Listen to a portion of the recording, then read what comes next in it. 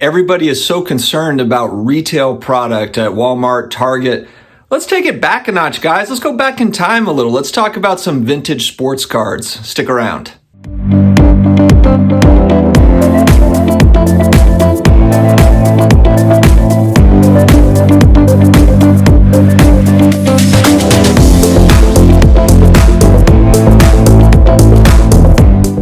Hello to all my sports card collector, investor, all my collectibles friends. I'm like 98% have my voice back. I'm getting there. I'm getting closer.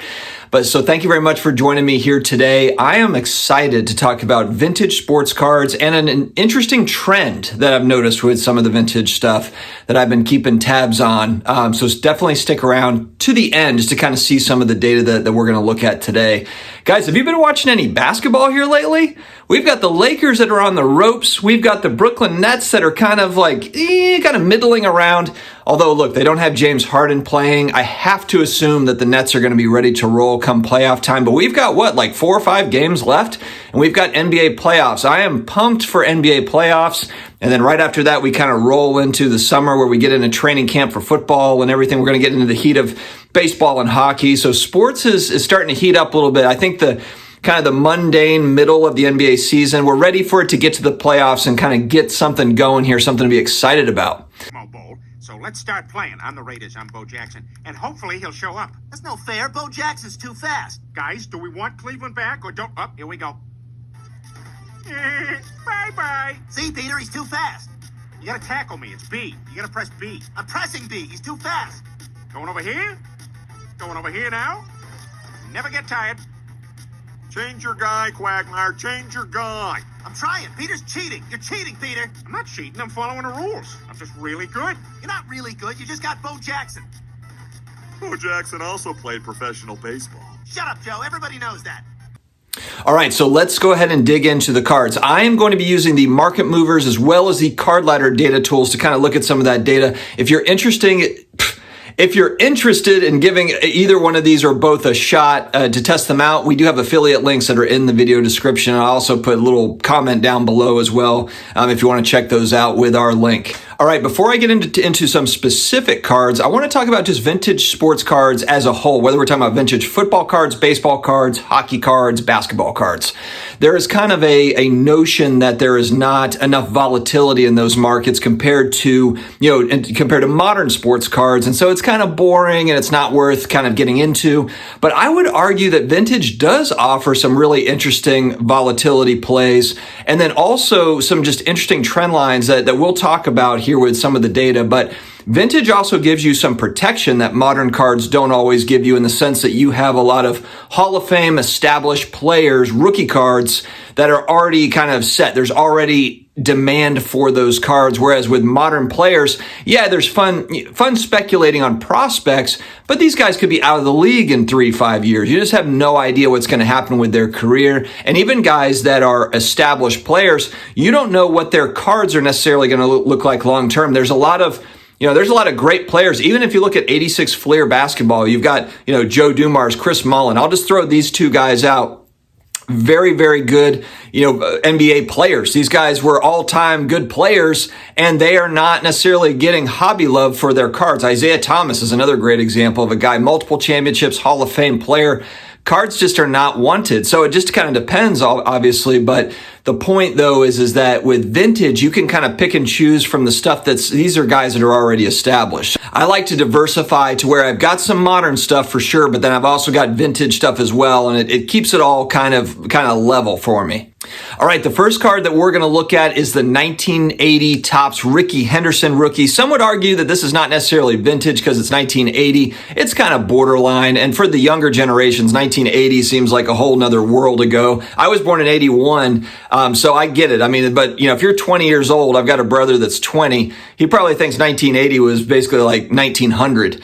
So we're gonna include that in the vintage sports card video here today. So we're looking at, this is This is an iconic baseball card. I know iconic is kind of overused, but Rickey Henderson, an all-time great player, arguably the best leadoff batter of all time. I remember him as a kid as being the stolen base guy. This was the guy for the A's that would always get that stolen base as needed. This guy could absolutely fly. Really, really fun to watch and just a great all-around player, Rickey Henderson. And this card, it's not a scarce card necessarily, but we're going to look at different grades. We're going to look at PSA 9, 8, and 7, the population reports, and then some of the pricing, just to kind of give you an idea if you are looking to collect these. I wouldn't say these are necessarily, flips where you're buying and flipping every couple of months, but if it's something that you're looking for maybe some longer term plays, this card in particular is a popular one. So in a PSA 9, you've got a population of 2019.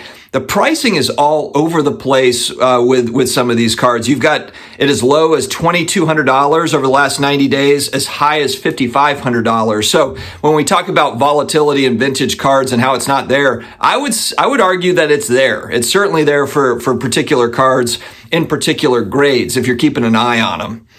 In a PSA 8, you've got 10,000, over 10,000 on the pop report, so there's a lot of them. And the price point kind of reflects that at $350 to $400.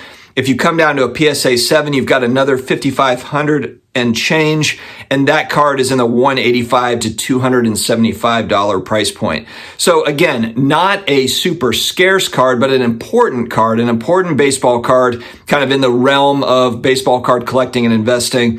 And there's not necessarily ultra scarcity in that PSA 8 or 7, but it's available at a price point to where you can get in on it. If you don't have $2,200 to $5,500 for that 9.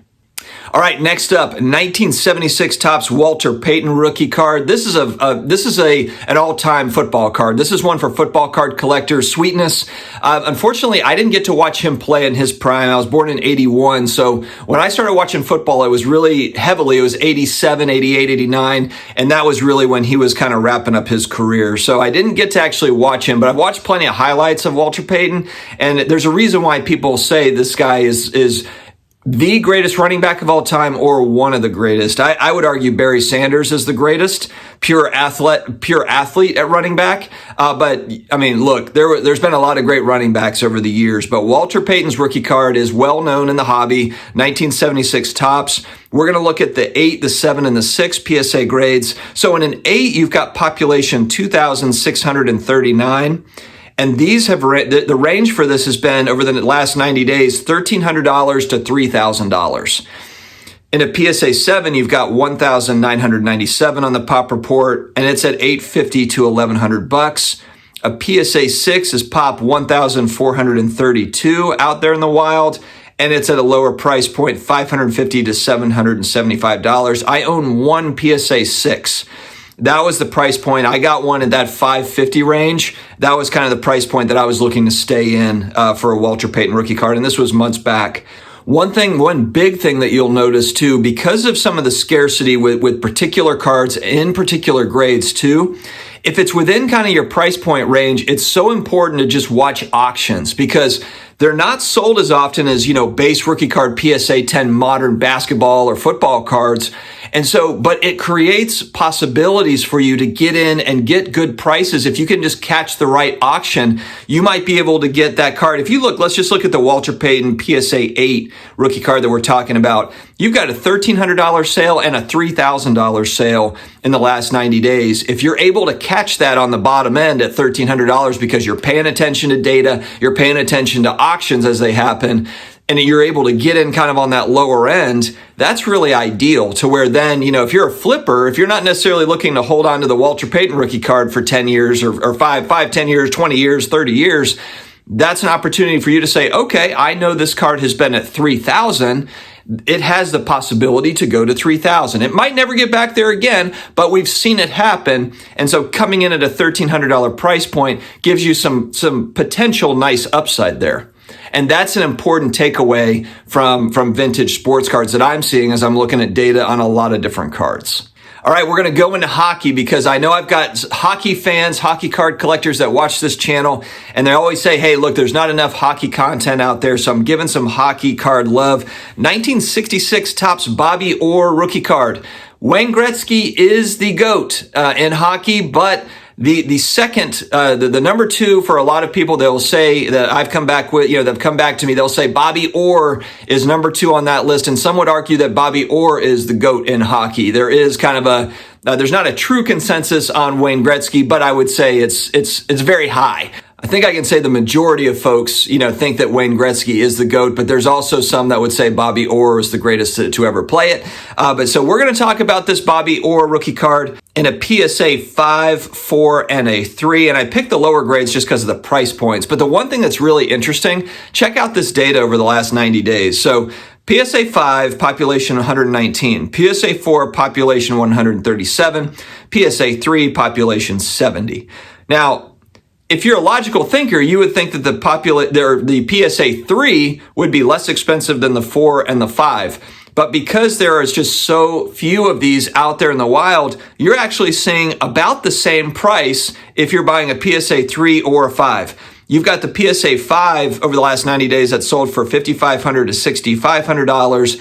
A PSA 4 has sold in the $5,800 to $6,700 range. And believe it or not, a PSA 3 has sold for $5,900 to $7,350. There was a $7,350 sale for a PSA 3 on May 7th over the last couple of days. So again, there is volatility. There are price variances. There's arbitrage kind of built into these rare vintage sports cards. Now, look, not everybody's got $5,000, $6,000, $7,000 to drop on cards, but it just gives you kind of some food for thought there. Look at other cards. Compare this to other cards. There could very well be some values in there, some price points that work for you that you feel good about.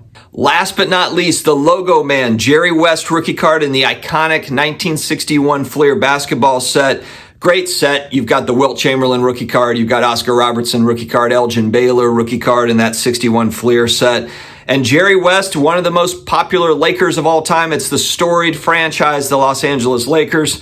And I picked a PSA 6 and 5 just for the sake of again, price points, and then also just not a lot of sales of this card in general. But the population for a 6 is 252. For a 5, it is 188. And again, you would think that the 5 would be less expensive than the 6, but the data just doesn't show that.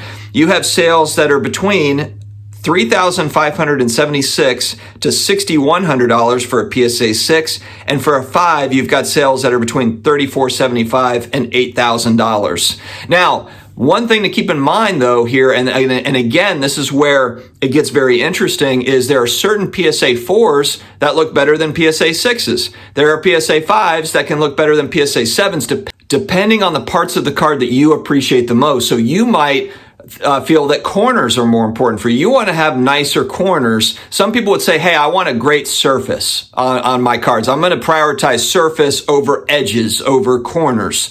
And so what will happen is you'll have a PSA 4 that's got great surface that maybe doesn't have great corners, but for the collector that's really looking for surface, that might be better, than a PSA 6 that doesn't have as great of a surface on it. So that's another fun part of the hobby is beauty is in the eye of the beholder with a lot of these vintage cards. When you're in modern cards and you're looking at 2019 Zion Prism PSA 10s, there's not a lot of variance. You've got centering and whatever, but I mean, as far as the surface goes, it doesn't compare to a 61 Fleer Jerry West rookie card where you've got all sorts of different variances that can be there. So I guess my point here, guys, is when we're out there hobbying, enjoying the hobby, if you're just getting into this and you're just, hearing about retail boxes and 2018 to 20 sets, take a deeper dive into this because there's so much more out there. There's a sea of inventory of really cool stuff, frankly. Just take a look at it, take a deeper dive into it, see if it's for you, and it might not be. There's some people who are like,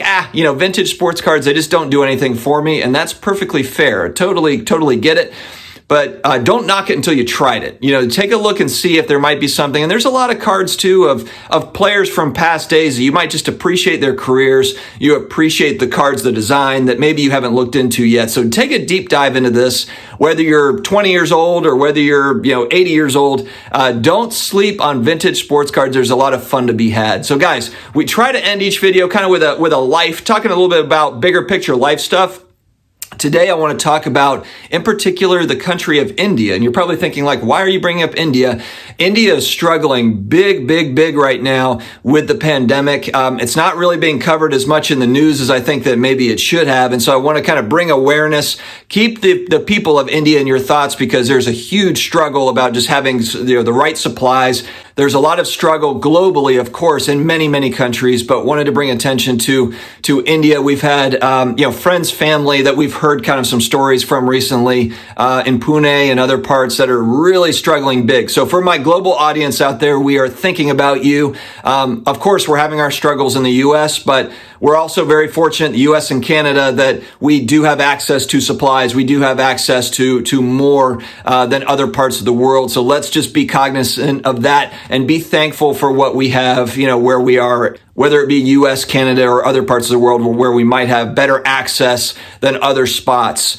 So guys, stay together, stay grateful, stay close to your friends and your family, and just appreciate each day. It's kind of like, tomorrow's not promised for any of us. And that's a big reason why I started this channel and I do it, is because I really love this and enjoy it. And I know that there's others out there that kind of have the same nostalgia type feelings for collectibles, cards, etc. And so I want to keep that going and make sure that I'm offering some value to you all as well. So don't take today for granted. Enjoy it, live it up, and let's just be grateful for what we've got. Guys, have an amazing Saturday. I will talk to you again later. Take care.